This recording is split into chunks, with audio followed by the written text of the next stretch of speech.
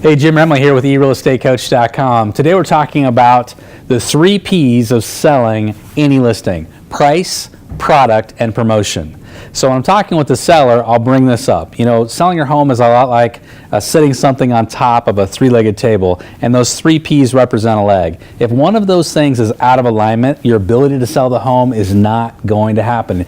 You're going to fall over, so to speak. So we often talk about price, but today we're going to talk about product, the second P in this leg. So price is always the number one issue, but product can be a very important part of the selling process. So I'm going to give you 2 scripts that I think can help. One of them is what I call the buyer's eyes scripts. So I want you to assume for a second that you don't use this script. Your sellers are sitting at home, you've listed the property for sale, a couple weeks goes by, nothing happens. Where is their energy going to start to flow? Their energy is going to start to flow to you not promoting the property enough, when that's probably not the reason for the home not selling. The number one reason it's not selling is price, but the number 2 reason it's not selling is product. We can actually use that product issue as a way to set their energy in a different motion, to get them working on the home themselves and stop focusing on you. So here's a great example of that when we use the buyer's eyes script. And here's what I say. One thing that often sellers ask me to do is to walk through the home and look at the home through a buyer's eyes. I show, hundreds and hundreds of properties a month, so I'm with buyers all the time. And what sellers like to do is they like to have me point out things that a buyer might not notice in the home. You see, buyers tend to horriblize. That's a key word, horriblize things that they find in a house. And when they do that, it can give them a reason to object to your house and maybe move on to something else.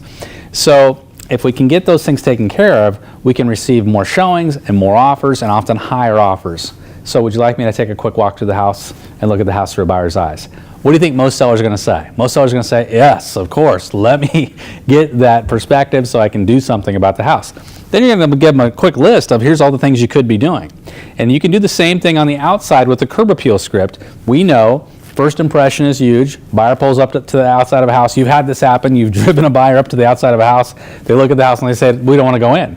Why? It's curb appeal. The first impression ruined that house, and so there was no ability to get them past that threshold into the house. So we don't want our sellers to fall victim to that. So the script is simple. We just say, hey, curb appeal, as you probably know, plays a big part and a big role in the first impression your home makes with the buyer.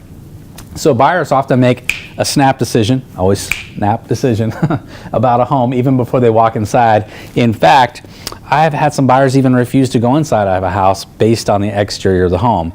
So what I like to do with all my sellers is I like to go out to the curb and look back at your house through a buyer's eyes and see how your home looks from the curb, and see if there's anything we can do to improve your curb appeal, improve the home's first impression. Are you open to that? Most people are going to say, yes, we're open to that. So you've got 2 scripts, the inside house, the buyer's eyes script with the inside of the house, and the outside of the house with the curb appeal script. But before you say either one of those things, and you start to implement those strategies, I'm going to give you one more script. So you say, hey, before we do that, before I walk through the house, before we walk out to the curb, let me ask you, is there anything you've already decided to do before we put the home on the market? And the reason I ask this question is because if it's a husband and wife, do you think the wife has given the husband a to-do list, or the husband has done vice versa? You probably, in a couple situation, there is a to-do list that's already out there in the ether somewhere they may not have implemented yet. So we can give some power to that by just saying, hey, is there anything that you've already decided to do? They might say to you, yeah, Jim, we've already agreed to do these things. And it takes a little bit of the sting out of the bite. So some ideas here on getting the home ready for sale and getting yourself in a position to get the home sold at a higher price and remove things that a buyer might object to. So good selling. Have a great day. We'll see you next time at eRealEstateCoach.com.